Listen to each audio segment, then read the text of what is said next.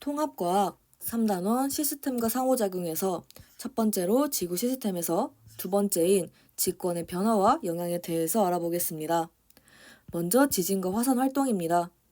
발생하는 경우는 한 지점에 축적이 되어 있던 지구 내부 에너지가 급격하게 방출이 될 때 발생을 합니다. 그리고 지구 내부 에너지는 지각 변동, 즉 지진과 화산 활동을 일으키는 에너지원에 해당을 합니다. 그러면 지진 보도록 하겠습니다. 지진파, 즉 P파와 S파 같은 이런 파동들을 사방으로 전달하면서 발생하는 지각 변동입니다. 그리고 단층이 형성되거나 화산 활동이 일어나거나 지하 공동의 붕괴로 인해서 발생을 하게 됩니다. 이 밖에도 다양한 원인이 있을 수 있습니다. 그리고 단층은 지층이 힘을 받아서 변형이 되다가 한계에 도달해서 끊어질 때 생성이 됩니다. 이 모식도를 보게 되면 힘이 작용을 하다가 서서히 지층이 변하기 시작하면서 결국은 단층과 지진이 발생을 하게 되고, 그리고 최종적으로 단층이 형성된다라고 봐주시면 됩니다. 그리고 공동은 빈 공간을 지칭하는 말입니다. 그러면 화산활동 보겠습니다. 마그마가 지각의 약한 틈을 뚫고 지표 위로 나오면서 용암, 화산가스, 화산쇄설물 등을 분출하는 현상입니다. 그리고 여기서 진원과 진앙이 나오는데 이 부분 더 자세하게 보도록 하겠습니다. 먼저 진원입니다. 진원은 그림에서 보다시피 지구 내부에서 지진이 최초로 발생한 지점을 의미합니다. 그리고 진앙은 그림에서 보다시피 진원으로부터 바로 수직 위에 존재하는 지표면에 있는 점을 지칭합니다. 그리고 진원 거리랑 진앙 거리도 있는데, 진원 거리는 진앙과 관찰자 사이의 거리이고 진앙 거리는 진앙과 관찰자 사이의 거리입니다. 그래서 이 용어 이거 나온 김에 정리해 주시면 되고, 또 지진이 나온 김에 추가적으로 정리할 내용이 있는데 바로 규모와 진도에 대한 내용입니다. 먼저 규모는 지진이 방출하는 에너지 양이기 때문에 절대적입니다. 그래서 아라비아 숫자로 표시하게 되고, 얘는 숫자가 클수록 강도가 크다라고 봐주시면 됩니다.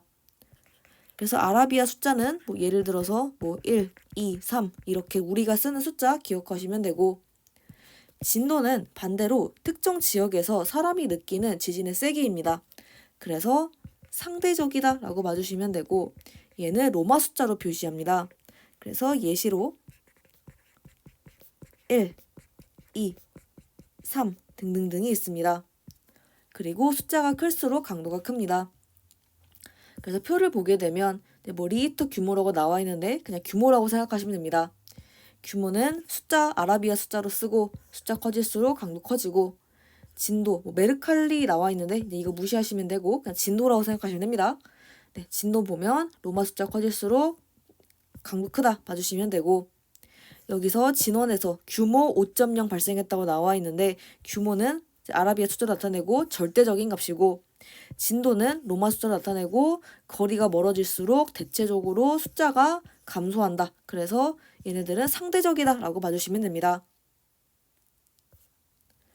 두 번째로 변동대 보도록 하겠습니다.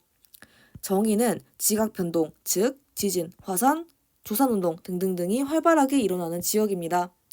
그리고 조산운동이란 말이 상당히 생소할 수 있는데, 얘는 판이 수평 방향의 힘인 횡 압력을 받아서 운동하면서 대규모의 습곡 산맥을 형성하는 지각 변동입니다. 그래서 횡 압력과 습곡 산맥은 뒤에서도 다시 나오니까 용어 기억하시면 되고, 변동대의 종류로는 지진대와 화산대가 있습니다. 먼저 지진대는 말 그대로 지진 활동이 활발하게 발생하는 지역이고, 화산대는 말 그대로 화산 활동이 활발하게 발생하는 지역입니다. 그러면 특징 보겠습니다. 먼저 지진대와 화산대의 분포는 거의 일치한다라는 특징을 가지고, 지진대와 화산대는 주로 대륙 주변부의 좁고 긴 띠 모양으로 판의 경계에 분포한다는 특징을 가지게 됩니다. 그래서 판의 상대적 운동에 의해서 발생하기 때문에 이렇게 판의 경계에 분포한다라고 봐주시면 됩니다. 그래서 절대적이지 않고 상대적이다라는 거 반드시 기억하시면 되고, 그리고 지진이 발생하는 곳에서 항상 화산 활동이 발생하는 건 아닙니다. 그래서 지진대가 화산대보다 훨씬 광범위한 지역에서 발생한다라고 봐주시면 되고, 그리고 환태평양 지역에서 지진과 화산 활동이 가장 활발하게 발생합니다. 그래서 이 환이 고리 떠올리시면 됩니다. 그래서 우리가 환형이다라고 하면 고리 모양이다라고 하기 때문에 환은 고리 모양 생각하시면 돼서 이렇게 고리 모양으로 되어 있는 게 환태평양 지진대다라고 지칭을 한다라고 보시면 됩니다. 그리고 환태평양 지진대의 또 다른 말은 환태평양 화산대이고 환태평양 조산대입니다. 그리고 고리 모양이기 때문에 불의 고리라고도 부르게 됩니다. 그래서 화산 활동이 활발하게 일어나다 보니 불 연상하시면 되고, 고리 모양이니까 고리 붙었다라고 봐주시면 됩니다. 그래서 이제 전 세계의 지진대와 화산대 분포를 보게 되면 이렇게 되어 있는데 판의 분포도 비슷합니다. 그래서 판의 경계에 이렇게 환태평양 지진대 포함해서 되게 다양한 그런 경계면에서 지진대와 화산대 존재한다 봐주시면 되고, 이 고리를 특별하게 불의 고리라고 지칭한다라고 보시면 됩니다. 그러면 먼저 가장 유명한 환태평양 지진대 보도록 하겠습니다. 얘는 환태평양 화산대, 환태평양 조산대, 불의 고리랑 똑같은 말이고 태평양 주변을 따라서 분포를 하게 됩니다. 그리고 전 세계의 지진과 화산 활동의 약 80%나 발생을 하기 때문에 얘가 대부분을 차지한다라고 보시면 되고, 그 다음에 알프스 히말라야 지진대 보겠습니다. 얘는 알프스 히말라야 화산대와 알프스 히말라야 조산대와 똑같은 표현입니다. 지중해, 히말라야 산맥, 인도네시아에 이르는 지역에 분포하고 여기에서는 대규모의 습곡 산맥이 발달하게 됩니다. 그래서 습곡 산맥 용어 기억해 주시면 되고, 그리고 해령 지진대라는 말 보도록 하겠습니다. 얘는 해령 화산대와 해령 조산대라는 말과 똑같은 표현입니다. 태평양, 대서양, 인도양에 있는 해저에서 발달한 해령을 따라서 분포하게 되고, 해령이라는 말도 나중에 뒤에서 더 중요하게 나오게 됩니다. 그래서 이렇게 세 가지 지진대, 화산대, 조산대 기억을 해주시면 되고, 그 다음에 발달 지형 용어 정리해 보도록 하겠습니다. 앞에서 습곡산맥, 해령 이런 단어 나왔는데 이런 단어도 포함이 되어 있습니다. 먼저 해령입니다. 대양, 즉 바다의 해저에 위치한 거대 해저 산맥이고 주변보다 수심이 얕습니다. 주변보다 수심이 얕다라고 하는 건 주변의 해양저보다 높다라고 생각하시면 됩니다.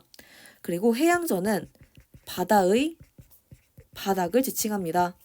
그래서 이렇게 되어 있었을 때 여기가 바닥이라고 하면 얘가 수심입니다.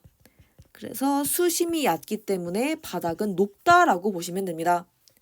그리고 중심부에 열곡이 존재를 하게 됩니다. 대표적인 해령의 예시로는 대서양 중앙해령과 동태평양 해령이 있습니다. 그리고 열곡 나왔으니까 열곡 보겠습니다.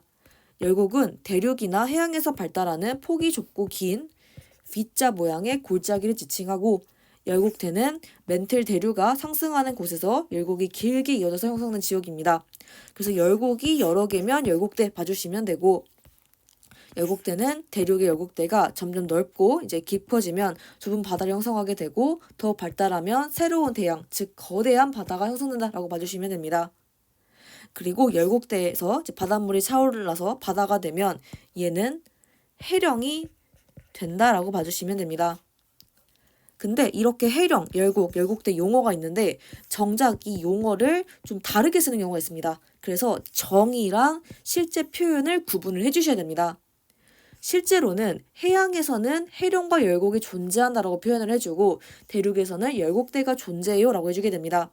그리고 열곡대가 대륙에 있기 때문에 여기에 바닷물이 차오르게 되면 해령이 발생하고 해령 사이에는 열곡이 존재한다라고 봐주시면 됩니다. 그래서 정의는 정의대로 기억하시고 실제 표현은 실제 표현대로 따로 기억을 해주시면 됩니다. 네, 그러면 그 다음에 해구 보도록 하겠습니다.